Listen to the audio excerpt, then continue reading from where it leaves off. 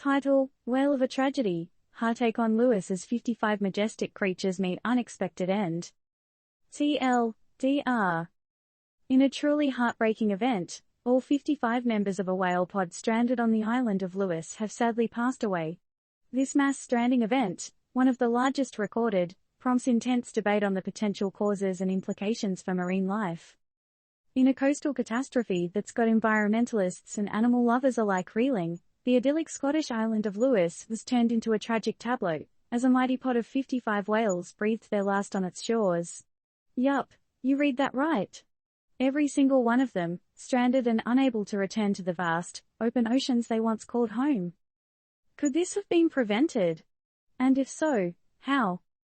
The sheer size of this stranding event is sending shockwaves around the globe.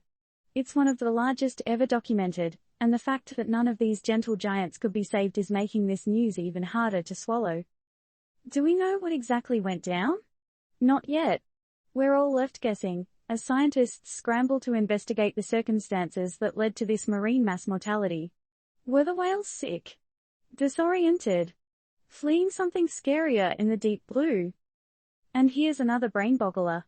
Why is it that when one whale gets stranded, others seem to follow, often with fatal consequences? Turns out, whales are deep divers in the ocean, too. They have strong social bonds, so when one gets into trouble, the others often follow, risking their own lives. Talk about being there for your squad. This devastating event is stirring up more questions than answers, and highlighting the fragility of marine life in our rapidly changing world. If there's one thing we can take from this, it's that nature is complex, intricate, and we're just scratching the surface in understanding it. As we mourn this whale of a tragedy, it's time to ask ourselves, how do we tackle the challenges posed by such stranding events? Can we develop better protocols, early warning systems, or even ways to help guide lost or distressed whales back to safer waters?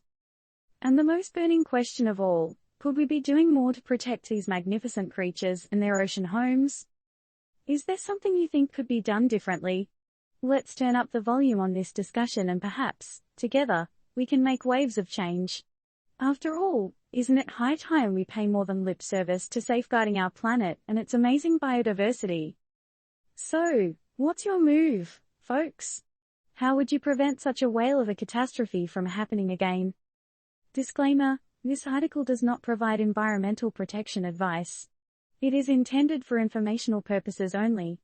It is not a substitute for professional environmental protection advice, diagnosis, or treatment.